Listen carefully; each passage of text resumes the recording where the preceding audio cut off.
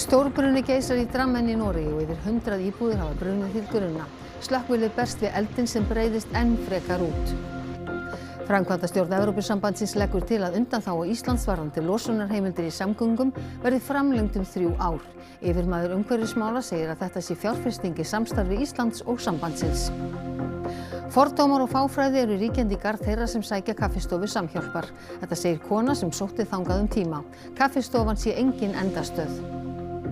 Gervigreindin er samfélagsmiðlabyltingin á 1000-földum sterum og stærsta umbreytingin sem heimurinn stendur frammi fyrir í dag. Þetta segir forseti Íslands. Stjórnvöld verði að vakna. Hátt í 3000 manns sóttu vinnu hjá leyniþjónustu Finnlands eftir ráðningarátak fyrr á árinu. Leitað er að ósköp venjulegu fólki með góða tungumálakunnáttu. Haldið er upp á 30 ára afmæli bæjarhátíðarinnar franskra daga á Fáskrúðsfirði helgina. Þar er brugðið á leik, sungið, dansað og franskra sjómanna minnst.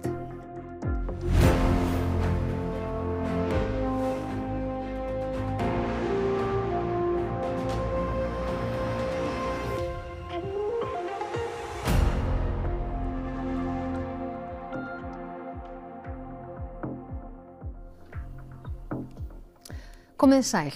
Yfir 100 íbúðir brunnu til grunna í Drammen í Noregi í dag. Mikill eldur kviknaði í raðhúsum og breytist hratt út. Slökkvilið hefur enn ekki náð tökum á eldinum sem er að breiðast í næsta hverfi. Eldurinn kviknaði klukkan 3:30 síðdegis að staðartíma. Mörg hundruð manns hafa neyðst til að yfirgefa heimili sín. Yfirvöld ráðlögðu fólki að loka gluggum og hurðum, slökkva á loftkælingu og koma sér á brott. Lögregla hefur tilkynnt að yfir 100 íbúðir hafi orðið eldinum að bráð. Vegna vinds breytist hann hratt út. Ekki hefur verið tilkynnt slys á íbúum í stórbrunanum en einn slökkviliðsmaður slasaðist lítilega. Det tragisk og så må du tenke på alle de folka som rammet av dette greiene. Það bara vondt að sjá på. Slökkvilið í Drammen hefur fengið liðsauka frá nærliggjandi sveitarfélögum. Ekki hefur tekist að koma böndum á eldinn sem rétt fyrir fréttir var byrjaður að breiðast út í næsta hverfi. Þá hefur hann einnig læst sig í skóga nálægt raðhúsunum. Það hefur verið óvenju hlýtt í veðri á þessum slóðum að undanförnu. Framkvæmdastjórn Evrópusambandsins vill framlengja undanþágu Íslands varðandi losunarheimildir í samgöngum 3 ár. Yfirmaður umhverfismála segir að framkvæmdastjórnin sé með þessu að fjárfesta í samstarfi Íslands og Evrópusambandsins og sameiginlegri framtíð þeirra hver sem hún verði. Það sé í höndum Íslendinga að ákveða það.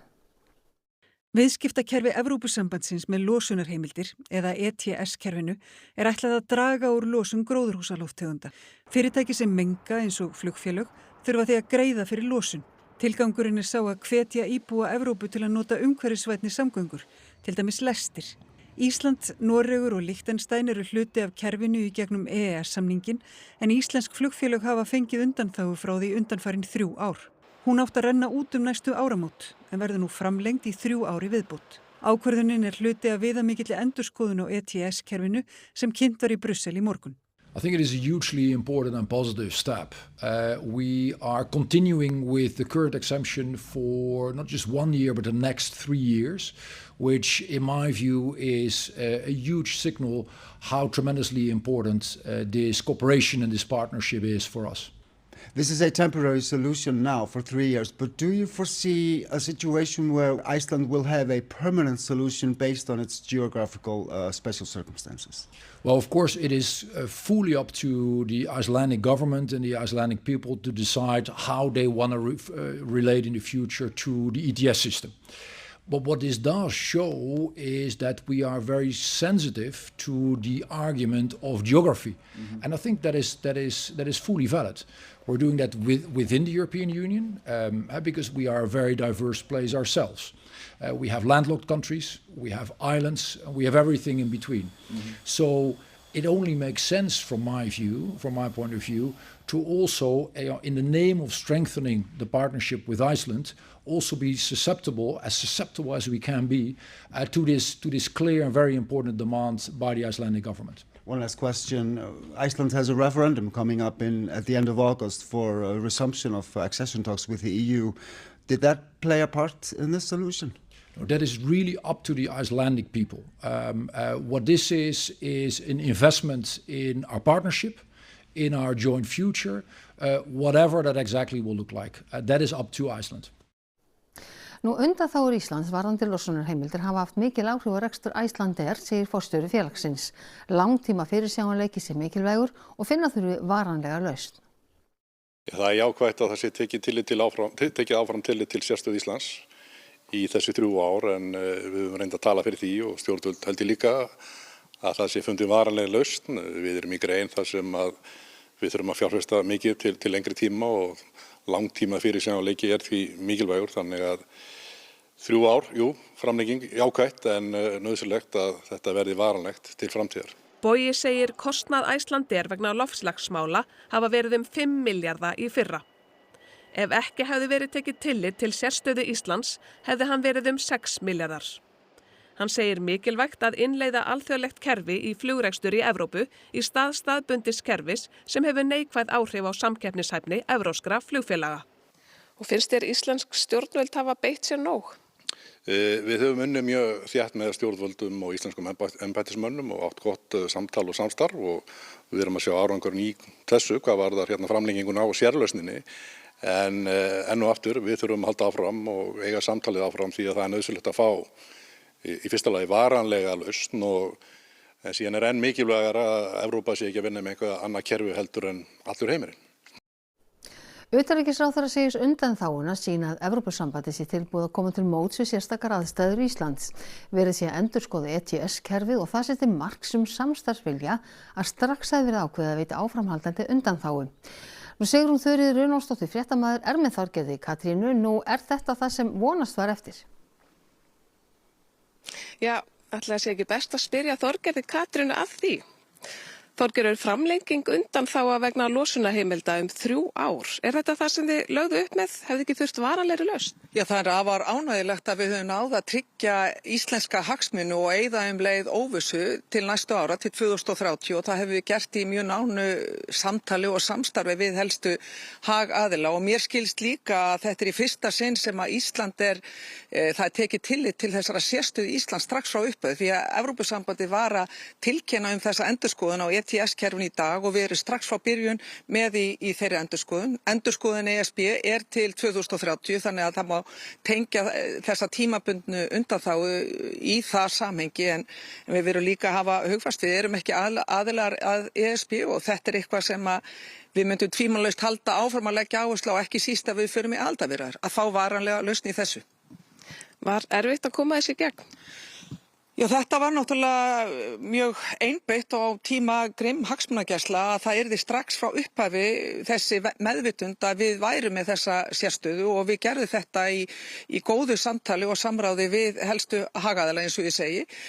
Það er ekki sjálfgefið að það er strax að Evrópusambandið taki strax frá upphafi til svona sérsjónamiða en ég vil bara þakka bæði fólkinu í ráðuneytunum, utanríkis, loftslags og forsætisráðuneyti fyrir samstarfið en ekki síst einmitt atvinnulífinu, það skiptir mjög miklu máli. Hvað segir þetta samningsvilja Evrópusambandsins? Megum við eiga von á því að okkur bjóðist einungis skammtíma lausnir? Nei, þvert á móti og þá held ég einmitt að þetta sýni fram á það að það er verið að taka tillit til sérstöðu Íslands. Það var hlustað á okkar röksemdafærslu í tengslum við ETS-kerfið en að sjálfsögðu er það þannig að ef og ég vona þegar, ég geti sagt það, við förum í samningaviðræður að því að þjóðaratkvæðagreiðslan í ágúst, hún snýst það að hefja samningaviðræður á ný, að þá er þetta tvímælalaust eitt af þeim atriðum sem við viljum fá varanlega lausn í og það fáum við ekki að vita nema við fáum samninga borðið. Yfirmaður umhverfismála hjá ESB segir að með þessu sé verið að fjárfesta í samstarfi Íslands og Evrópusambandsins. Er Evrópusambandi með þessu að sýna á spilin? Já, við höfum átt mjög góð samtöl, ég og Högstra, umhverfisstjórinn, en það er líka alveg ljóst að þau eru að hlusta og reyna að sýna með þennan sveigjanleika. Það er margótt búið að koma fram, meðal annars hjá fiskveiðikommissar Evrópusambandsins, að þau eru sveigjanleg og vilja taka tillit til íslensk umhverfis. Við þökkum Þorgerði Katrínu kærlega fyrir þetta og vörpum boltanum yfir til ykkar. Takk fyrir það, Sigrún Þuríður Runólfsdóttir og Þorgerði Katrín Gunnarsdóttir. Við snúum okkur þá að allt öðru. Kona sem glímdi við heimilisleysi og nýtti sér kaffistofur Samhjálpar segir sorglegt ef ekki tekst að finna nýtt húsnæði. 200 manns koma daglega á kaffistofuna. Fyrir einhverjum árum þá varð ég heimilislausa tíma og ekki langan tíma, stuttan tíma, en þá þurfti ég að nýta mér kaffistofu Samhjálpar. Bara, fá að borða og fá að vera inni einhvers staðar. Hvað gaf það þér á þessum tíma að geta leitað þangað? Bara ótrúlega mikið. Þetta bara ótrúlega, líka bara til samfélag. Fá að vera með öðru fólki sem bara á sama stað og mann leið kannski ekkert alltaf eitthvað ótrúlega vel, en að geta farið eitthvað. Nú lítur út fyrir að kaffistofan verði án húsnæðis mánaðamótin. Til stóð að opna nýtt húsnæði á Grensásvegi fyrir tæpum mánuði, en byggingarleyfið var fellt úr gildi. Íbúar í nágrenninu höfðu ítrekkað mótmælt staðsetningunni og sögðu meðal annars að starfsemin ætti ekki heima í íbúðahverfi.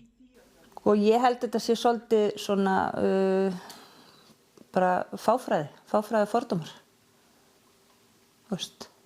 Ákveða að sé eitthvað sem tengist kaffistofunni sem kannski ekki. Það er bara ótrúlega sorglegt. Og bara ótrúlega sorglegt að sé ekki hægt að finna bara hentugt húsnæði fyrir kaffistofuna. Því kaffistofan verður að vera til. Við erum að gefa 150 til 200 máltíðir á dag. Á kaffistofuna leitar fólk sem býr við erfiðar félagslegar aðstæður, heimilisleysi, fíknisjúkdóma og fátækt. Eftir meðferð starfaði María sem sjálfboðaliði á kaffistofunni og nú vaktstjóri. Við erum að mæta fólki alla daga, það engin dagur eins.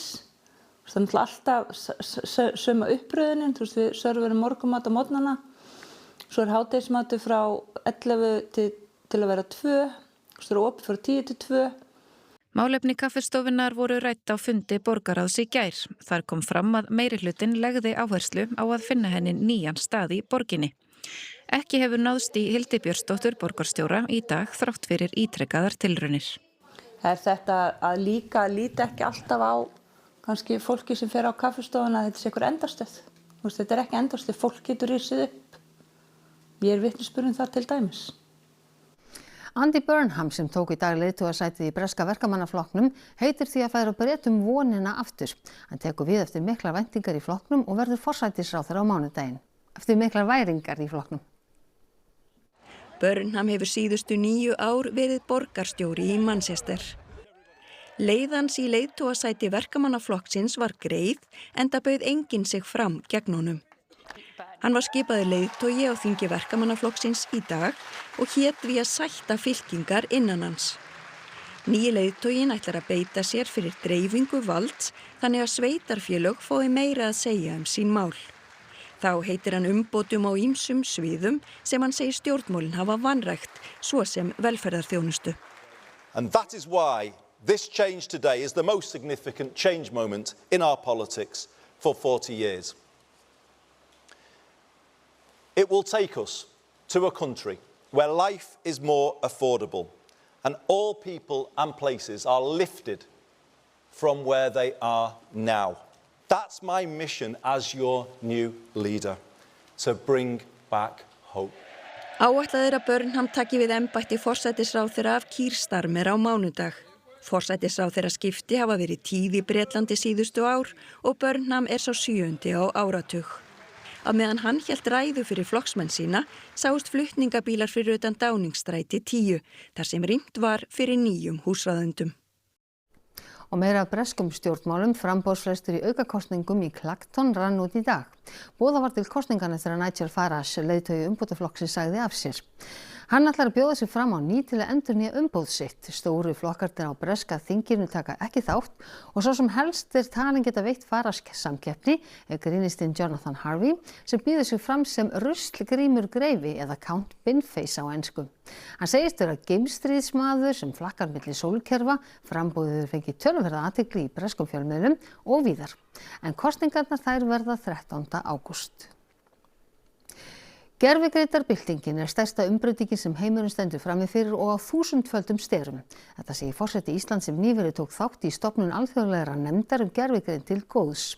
Þar var varað við sofandahætti stjórnvalda ríkja heimsins. Forseti Íslands tók þátt í ráðstefnu í Genf í Sviss í síðustu viku þar sem hún var meðal stofnfélag í alþjóðlegri ráðgjafarnefnd hvernig gervigreind verði nýtt til góðs. Ráðstefnan var haldin í tengslum við heimsþing gervigreind til góðs. Stærsta umbreyting sem að eiga sér stað í heiminum í dag og ekkert samfélag verður ekki fyrir áhrifum af gervigreindarbyltingin. Markmið nefndarinnar að leiða saman í eitt samtal fjölbreyttan hóp úr ólíkum áttum með ólíku viðhorf allstaðar að úr heiminum. Þótt sóknarfærin liggi víða, gera hætturnar það líka og halla vitnaði í einn nefndarmanna.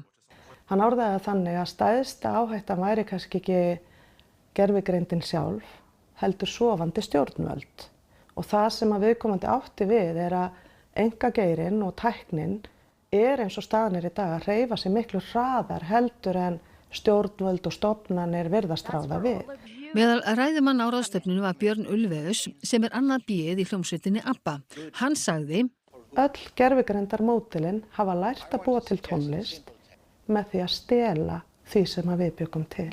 Halla fagnar því að forsætisráðherra og menningar, nýsköpunar og háskólaráðherra hafi skipað starfshóp sérfræðinga utan stjórnarráðsins sem hafi þekkingu á gervigreindarmálum nálgun stjórnvalda í málefnum gervigreindar. Forsetinn segir gríðarlega mikið í húfi, traust samfélagsins og lýðræðið sjálft. Gervigreindin og sú bylting og umbreyting sem hún hefur í för með sér, hún samfélagsmiðla snjallsíma umbreytingin á 100-földum eða 1000-földum sterum, segja þeir sem þekkja best til. Maður þarf ekki að vera glæsimenn í smókingjakka og drekka martíni til að verða njósnari. Leyniþjónusta Finnlands ætlar að fjölga útsendurum sínum og hefur auglýst eftir ósköp venjulegu fólki. Það kostar að tala kínversku eða rússnesku og eldri borgarar eru velkomnir. Margt hefur breyst í Finnlandi frá því að Rússlandsher hóf innrásarstríð í Úkraínu. Finnar sem eiga yfir 1300 km löng landamæri að Rússlandi eru komnir í Atlantshafsbandalagið og ætla að fjölga í leyniþjónustunni. It doesn't matter how old you are. You could be amazing at this job in your advanced years. What we need are people who are not immediately identified as intelligence officers, but will be able to normally interact with people, come to different places or different settings. Ráðist var í kynningarátak fyrr á árinu til að hvetja sem flesta til að sækja Sérstaklega leitað að venjulegu fólki sem talar erlendu tungumál reiprennandi. Tali umsækjendur rússnesku eða kínversku það talin mikill kostur. Kynningarátakið stefnubreyting frá því sem áður var þegar meiri leynd hvíldi yfir starfsemi leyniþjónustunnar. Parhaita hetkiä henkilötiedustelussa on se, kun saamme lupaavan vihjeen siitä, että joltain ihmiseltä voisi olla saatavissa Suomen turvallisuuden kannalta merkittävää tietoa. Ráðningarferli í fullum gangi. Nærri 3000 manns hvaðanæva að í Finnlandi sóttu Yeah, actually I was considering applying. You can do something for your country, that's like number one. And of course it sounds really exciting to be like a secret agent or something like that. Það var ekki hægt að sækja á netinu, heldur var það senda umsóknir í pósti, svo ekki yrðu til nein rafræn fótspor eftir þær. Could that be you? Maybe, who knows? Maybe applied, and I just don't tell you. Á frönskum dögum á Fáskrúðsfirði franskri arfleifð bæjarins fagnað með fjölbreyttri dagskrá alla helgina. Hátíðin ákveðin hámarki með brekkutónleikum við Búðargrund á eftir og þar Ásta Hlín Magnúsdóttir fréttamaður. Allt að vera tilbúið og stemningin frönsk? Já, stemmingin frönsk og það má eiginlega segja veðrið sé franskt. Og það allt að vera tilbúið, það búið að vera hljóðpröfa hérna og taka svona síðustu handtökin fyrir tónleikana. Hjá mér Daniel Geir Moritz, einn aðalskipuleggjandi hátíðarinnar. Hér franskri arfleifð fagnað en hún svo að franskir sjómenn sóttu sjóinn við Íslandsstrendur og höfðu sína aðal bækistöð hér í þorpinu frá 18. öld og fram á þá 20. Það mikill fjöldi franskra gesta sem sækir hátíðina heim, Daniel. Já, við fáum alltaf gesti frá Gravelín sem vinabæir Fáskrúðsfjarðar og einn af þessum bæjum á Norður Frakklandi og höldum í söguna með fallegum siðum eins og verður í kirkjugarðinum hérna utar í firðinum á morgun og þetta bara skiptir okkur miklu máli sem á Frakkana. Og nú 30 ára afmælishátíð og hátíðin alltaf að vaksa? Það má eiginlega segja það og bara ótrúlega gaman að koma að þessu og Fáskrúðsfirðingum þykir vænt hátíðina sína, það mjög gaman og það búið að vera alveg frábært núna þessa daga og verður áfram og bara hvet alla sem á ferðinni að kíkja á Fáskrúðsfjörð. Og nú eru það, hérna fyllist brekkan sem við stöndum í af fólki innan skamms og þegar fótboltaleikurinn hérna fyrir aftan okkur klárast. Er allt tilbúið fyrir tónleika á eftir? Já, það er allt tilbúið. Við erum með bara glæsilegt úrval af tónlistarmönnum sem að munu koma hérna fram og svo er náttúrulega óhætt að segja að allt sé skemmtilegra í góðu veðri. Einmitt. Og með það kveðjum við hérna frá Búðagrund á Fáskrúðsfirði. Takk fyrir það, Ásta Hlín Magnúsdóttir. Við ætlum eins og að líta til veðurs. Hæðin suður á landinu stýrir áfram veðrinu hjá okkur næstu daga. Í kvöld þykknar aftur upp á vestanverðu landinu. Suðvestan gola eða kaldi á morgun og dálítil súld af og til en bjart með köflum eystra. Hiti verður á bilinu 11 til 22 stig, svalast við vesturströndina. En við fjöllum nánar veður að loknum íþróttum. Annar keppnisdagur opnameistaramótsins í golfi í dag. Dagurinn hefur verið viðburðaríkur og 2 kylfingar hafa jafnað vallarmetið á Royal Birkdale-vellinum. Ríkjandi bikarmeistarar vestra tóku á móti aserska liðinu Karabakh á Þróttarvelli í forkeppni Evrópudeildarinnar í gærkvöld. Verkefnið reyndist Vestfirðingum krefjandi. Loks vann FH stórsigur á nýliðum Grindavíkur Njarðvíkur í bestu deild kvenna í gærkvöld. Tvíburasystur hjálpuðu stað við markaskorun. Íþróttir hér eftir andartak. Og þá ætlum við að rifja upp helstu atriði fréttatímans. Stórbruni geisar í Drammen í Noregi og yfir 100 íbúðir hafa brunnið til grunna. Slökkvilið berst við eldinn sem breiðist enn frekar út. Framkvæmdastjórn Evrópusambandsins leggur til að undanþága Íslands varðandi losunarheimildir í samgöngum verði framlengd 3 ár. Yfirmaður umhverfismála segir að þetta sé fjárfesting í samstarfi Íslands og sambandsins. Fordómar og fáfræði eru ríkjandi í garð þeirra sem sækja kaffistofu Samhjálpar. Þetta segir kona sem sótti þangað tíma.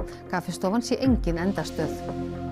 Gervigreindin er samfélagsmiðlabyltingin á 1000-földum sterum og stærsta umbreytingin sem heimurinn stendur frammi fyrir í dag. Þetta segir forseti Íslands, stjórnvöld verði að vakna.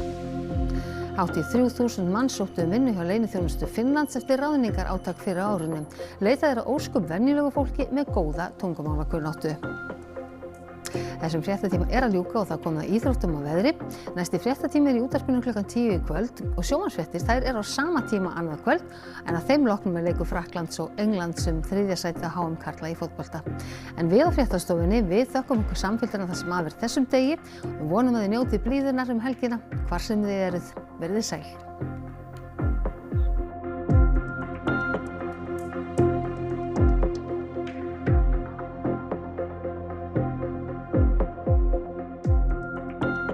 Á RÚV í kvöld. Tímaflakkið Arleit Dragos. Danskir spennuþættir fyrir alla fjölskylduna. Rómeó og Holly fara með tímavél aftur til miðaldar. Þar hitta þau ungan aðalsmann sem er forfæðir Hollyar. Þau flækjast í örlagaríka atburðar